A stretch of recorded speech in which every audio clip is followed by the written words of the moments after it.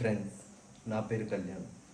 సరే, ఈరోజు నేను చెప్పేది స్టోరీ కాదు, నిజం. ఏంటంటే నా ఫ్రెండ్ పేరు శివ. వాడెప్పుడు బాగా చదువుకునేవాడు. అయితే వాళ్ళ ఇంటి ముందర జరిగిన ఒక యథార్థ గాథ మనకి చెప్పాడు. ఒక రియల్ హర్రర్ స్టోరీ. ఓకే, నేనైతే మీ ఇంట్లో వాళ్ళు అమ్మగారు నాన్నగారు బాగుండాలని మనస్ఫూర్తిగా కోరుకుంటూ వీడియోని ఇంకా చెప్పబోతున్నాను. ఏంటంటే ఒక్కరోజు ఎప్పుడు ఆ ఇంటి ముందర ఎప్పుడు ఏవో ఒక సౌండ్లు, ఆ ఇంటి ముందర బయట ఒక ఉయ్యాల ఉంది. ఆ ఉయ్యాల్లో ఓ రోజు శివ నైట్ దగ్గర దగ్గర 11కి వాటర్ తాగడానికి వెళ్ళాడు. అలా వాటర్ తాగడానికి వెళ్ళినప్పుడు వాడికి ఎదురుగా ఎవరో ఆ ఉయ్యాల్లో ఊగుతున్నట్టు కనపడింది. అది చూసి చాలా భయపడ్డాడు. అయినా కూడా శివ వాళ్ళ ఇంట్లో అమ్మగారికి చెప్పలేదు.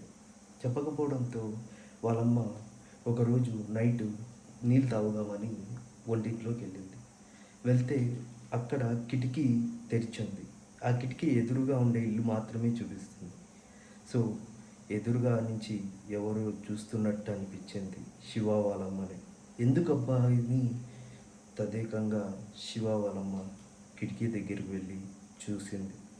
చూస్తే అని ఎవరో అంటున్నట్టు అనిపించింది. ఇలా ఇలా అంటున్నారేంటి అని చెప్పి ఇంకా దగ్గరగా చూసింది. చూస్తే ఇంకేముంది, ఇంకా గట్టిగా అని పిలుస్తున్నట్టు అనిపించింది. అలా అనిపించడంతో శివ వాళ్ళమ్మకి చాలా భయం వేసింది.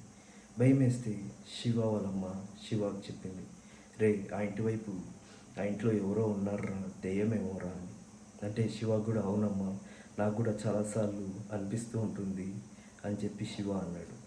సరే అని చెప్పి ఒకరోజు మామూలుగానే శివ వాళ్ళక్క ఆ ఇంట్లోకి వచ్చింది. ఇంట్లోకి వచ్చి నిద్రపోతుంటే నిద్రపోయే ఆమె నిద్రపోకుండా పక్కింటి ఆ ఇంటి వైపు చూస్తూనే ఉంది. చూసి చూసి ఒక గంట సేపు చూసి నిద్రపోయింది. నిద్రపోయింటే అప్పుడు వాళ్ళక్క కళ వచ్చింది. ఏంటి ఎప్పుడు నా ఇంటి వైపే చూస్తావు, ఏ నాతో పాటు రావాలని ఉందా అని చెప్పి ఆ దెయ్యం కళలో కనిపించి శివ వాళ్ళక్కని చాలా భయపెట్టింది. భయపెట్టడంతో శివ వాళ్ళక్క చాలా భయపడింది. రే ఇంటికి ఒక దండం రా, ఇంకెప్పుడు రాను అని చెప్పి వెళ్ళిపోయింది. వెళ్ళిపోవడంతో శివ ఎప్పటిలాగానే రాత్రిపూట పడుకునేవాడు. పనుకోవడంతో ఒకరోజు ఏమైందంటే శివకి రాత్రి కల్లోకి వచ్చింది. మీ ఇంటి ముందర ఉన్న మా ఇంట్లోకి కొంతమంది కొత్తోళ్ళు వస్తున్నారు అని చెప్పి చెప్పింది. చెప్పడంతో శివ చాలా భయపడ్డాడు. భయపడడంతో ఈ విషయం వాళ్ళ అమ్మకి చెప్పాడు. రే అన్ని కళలు ఎలా జరగవు అని చెప్పి వాళ్ళమ్మ అనింది. కానీ కొద్ది రోజుల్లోనే వాళ్ళ ఇంట్లోకి కొత్త వాళ్ళు వచ్చారు. కొత్త వాళ్ళు వస్తే వాళ్ళు ఆ ఎదురింట్లోనే చేరారు. చేరి అదొక క్రిస్టియన్ ఫ్యామిలీ. అయితే వాళ్ళ చిన్న కొడుకు ఎప్పుడు ఆడుకుంటూ ఉండేవాడు. అలాంటి ఆడుకుంటూ ఉండే పిల్లోడిని ఎవరో ఎత్తి కిందేశారు. దాంతో ఆ పిల్లోడి చెయ్యి విరిగిపోయింది. ఆ పిల్లోడు చాలా బాధపడ్డాడు. అంత అంత హ్యాపీగా ఉండే ఫ్యామిలీని ఎందుకు డిస్టర్బ్ చేస్తుందో అది ఎవ్వరికీ అర్థమయ్యేది కాదు. ఒకరోజు శివకి పక్కింటి వాళ్ళ గురించి ఏడుస్తూ వాళ్ళమ్మకి చెప్తుంటే శివ విన్నాడు. ఏంటంటే వాళ్ళ హస్బెండ్ కారులో వెళ్తూ ఉంటే ఎవరో లారీ డ్రైవర్ వెనక నుంచి గుద్దాడు. గుద్దడంతో ఎయిర్ బ్యాగ్స్ ఓపెన్ అయినా కూడా మళ్ళీ చేతికి మాత్రమే ఫ్రాక్చర్ అయింది.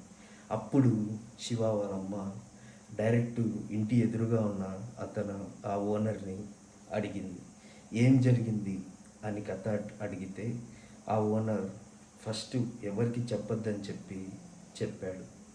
ఆ ఇంట్లో ముందు ఇద్దరు ఉండేవాళ్ళని, మొగుడు పిల్లం ఎప్పుడు కొట్టుకుంటూనే ఉండేవాళ్ళని, వాళ్ళ పిల్లానికి ఎప్పుడు తిండి పిచ్చే అని, ఎప్పుడు ఏదో ఒకటి తెమ్మంటూ ఉండేదని, అట్లా తెమ్మంటూ ఉంటే వాళ్ళ మొగుడేమో సైకో అని, తినేటప్పుడు కాళ్ళతో తన్నడం, గట్టిగా కొట్టడం, అలా చేయడంతో ఆమె ఒకసారి గట్టిగా గోడ కొట్టడంతో చనిపోయిందని చెప్పాడు.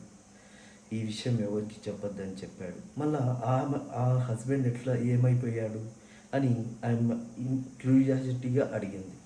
అడిగితే ఆ అప్ప ఇంకేం బతికుంటాడు, ఆ అప్ప కూడా చనిపోయాడు, ఎలా చనిపోయాడు అని ఆమె అడిగింది.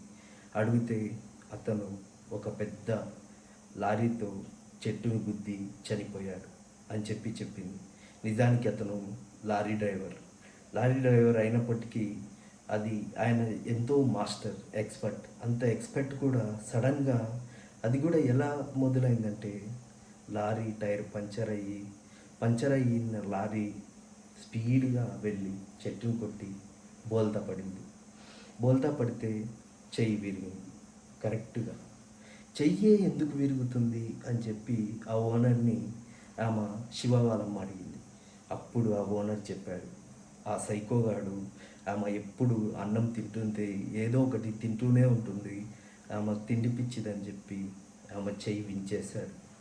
అందువల్లే అక్కడ వాళ్ళు ఉండే వాళ్ళందరికీ అలా జరుగుతూ ఉంటుంది అని చెప్పాడు. అలా చెప్పడంతో శివ వాళ్ళమ్మకి మాటలు రాలేదు. అప్పుడే శివ వాళ్ళమ్మ ఆ ఇల్లు బా సొంతం ఇల్లు కాదు, సో బాడిగిల్లు కాబట్టి ఆ ఇంటి నుంచి వెళ్ళిపోవాలని ఫిక్స్ అయితే ఆ రోజు రాత్రి శివ వాళ్ళమ్మ నిద్రపోవడం స్టార్ట్ అవుతూనే ఆ దెయ్యం శివ వాళ్ళమ్మ కల్లోకి వచ్చింది. నిద్రపోతున్నారు కదూ, నిన్ను ఎప్పుడో చంపేద్దాం అనుకున్నా, కానీ మీ ఇంట్లో ఒక గుడి ఉంది, ఆ గుడి సాయిబాబాది ఒక చిన్న రూమ్ ఉంది, ఆ రూమ్ దగ్గరే నీ రూమ్ ఉండడంతో నేను వదిలేసా, లేకపోతే ఎప్పుడో చంపేసేదాన్ని అని చెప్పడంతో చాలా భయపడింది శివ వాళ్ళమ్మ. వెంటనే నిద్ర లేచి చూసేటప్పటికి అంతా కళ. కానీ శివ వాళ్ళమ్మకు తెలుసు అది కళ కాదు, నిజం. సో శివ వాళ్ళమ్మ వెంటనే భయపడి ఆ కళ అంతా శివాకి చెప్పి వెంటనే వాళ్ళు వేరే ఇంటికి వెళ్ళిపోయారు. వేరే ఇంటికి వెళ్ళిపోయిన తర్వాత ఇవేవి జరగలేదు. సో ఇంతవరకు ఈ వీడియోని చూసినందుకు థ్యాంక్ యూ ఫ్రెండ్స్. ఇది స్టోరీ కాదు, నిజం. సో నా ఛానల్ని సబ్స్క్రైబ్ చేసి మరిన్ని హర్రర్ స్టోరీస్ కోసం లైక్ చేయండి, షేర్ చేయండి. ఇలాంటి హర్రర్ స్టోరీస్తో నా ఇన్స్టాగ్రామ్లో వచ్చే స్టోరీస్తో ప్రతిరోజు వెరైటీ స్టోరీస్తో మీ ముందుకు వస్తాను. ఇంతవరకు చూసినందుకు థ్యాంక్ యూ ఫ్రెండ్స్. బాయ్.